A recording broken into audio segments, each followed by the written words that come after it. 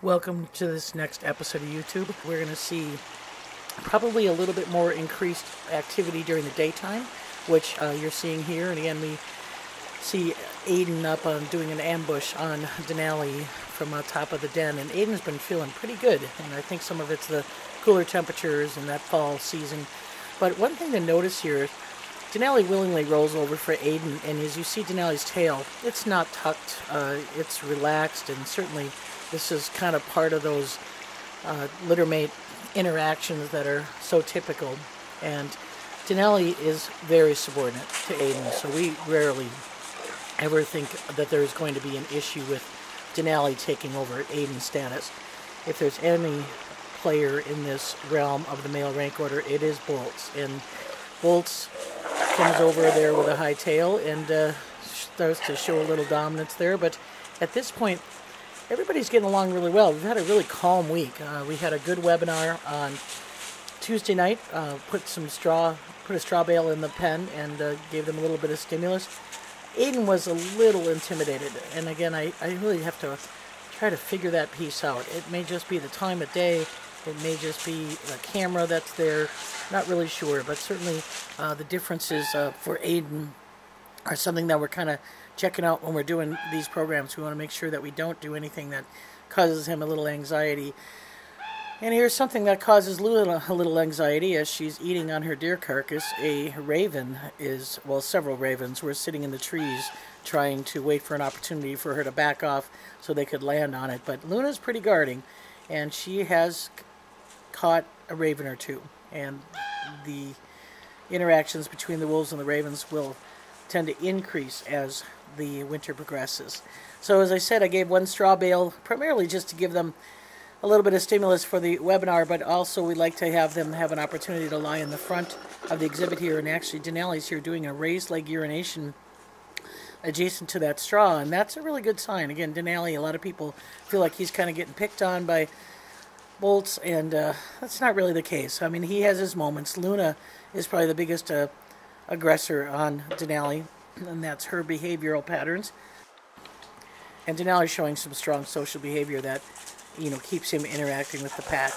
And here Luna found a sucker minnow from the bottom of the pond. That was one of the other things that we did for the webinar, was we drained the pond so that we're ready for winter. We do have heated waters in the enclosure. Obviously, wolves have to have fresh water every day, so we have 2 heated waters for the exhibit pack and 2 for Grizzer as well. So Luna found a minnow that was at the bottom of the pond, one of the few that survived this summer, and she's kind of playing with it. Luna likes to toss things. Tossing is a feeding behavior where they pluck hair off of the carcass, and she does the same thing with objects. So she's oftentimes tossing hides in the air or tossing this minnow in the air. And it's interesting, like I say, the social stimulus that's going on, and certainly gives her another opportunity to guard and possess things. And here she kind of blocked Aiden a little bit from that minnow, and Aiden kind of took it in stride. But like I said, the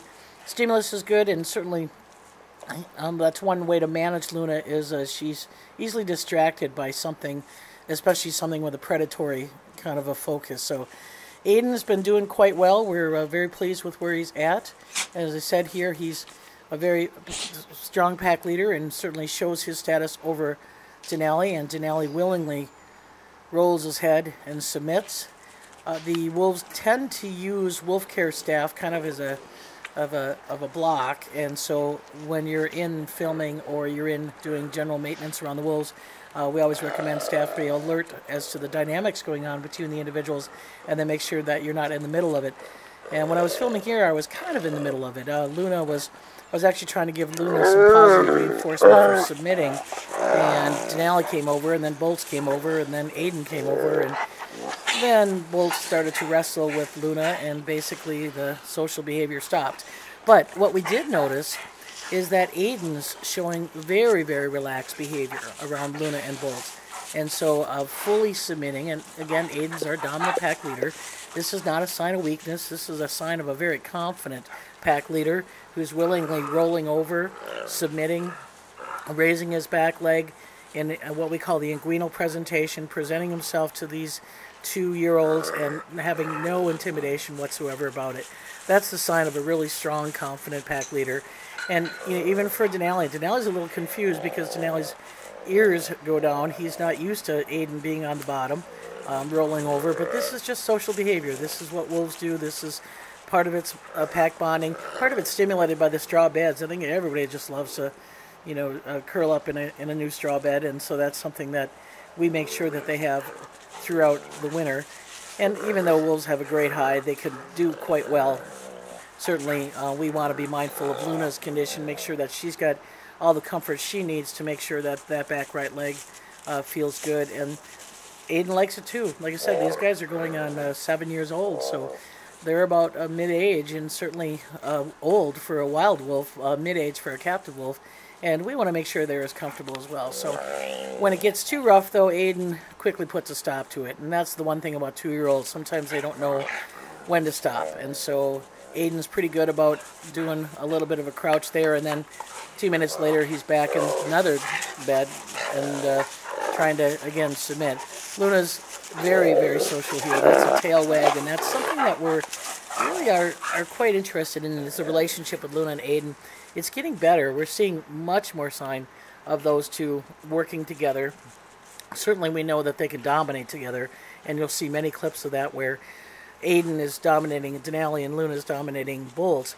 But what we're interested in is some of these other social behaviors. We haven't seen pair bonding really yet.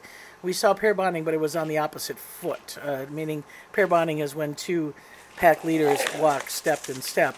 We saw Luna and we saw Luna and Aiden walking together, but they were they were not in step. They were opposite feet. So maybe that's an indication of the kind of personalities we have here. But that's the kind of thing that we're looking at, and we're watching that pretty closely. And we're getting more observation time and more observation viewing because the leaves are gone, and so that means we can see farther into the woods. We can kind of see who's ambushing who and how they're interacting with each other. So this is Luna and Bolts up on top of the den.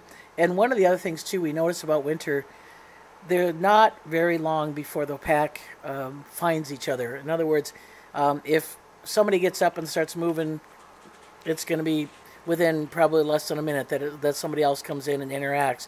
And in this case, it's interesting is we have Aiden and Luna on the top of the den, Bolts in the den, and Denali waiting for him on outside of the den. In this particular case, Bolts is kind of resuming that bottom roll, and that's can go a little bit back and forth here in these young adult years. But we think it's probably going to be set this winter. We're going to see a more definitive roll.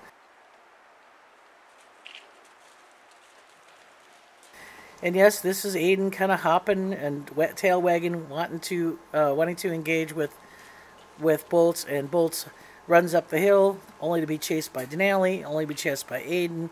So these males they're getting a lot of good exercise, there's no doubt, but they're, like I said, this is all kind of just social dynamics and social interaction that is pretty frequent. And there Luna is, again, the only female.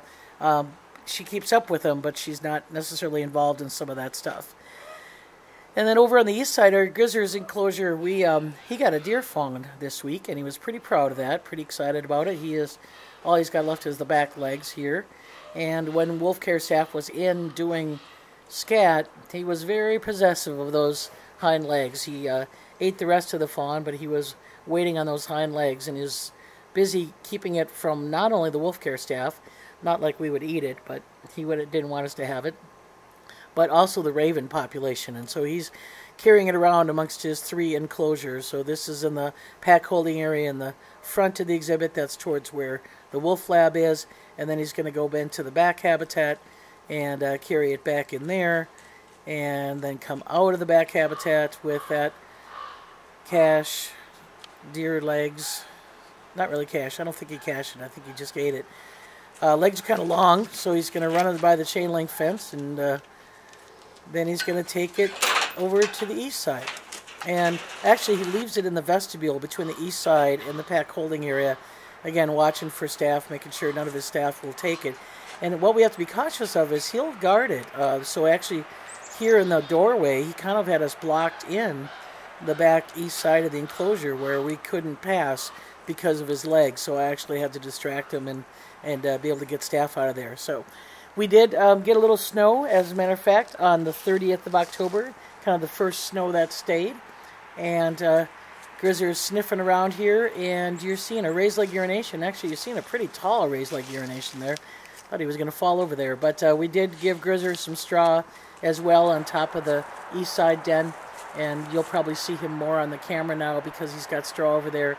Right now, as I'm watching this and doing this YouTube, he is resting on the east side den. So we are seeing that as being a frequent place.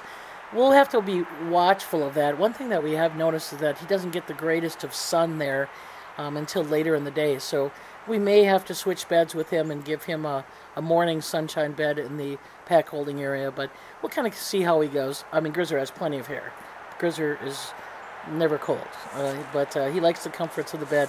And again, he's going on 11, and will be 11 in on May 5th, 2015.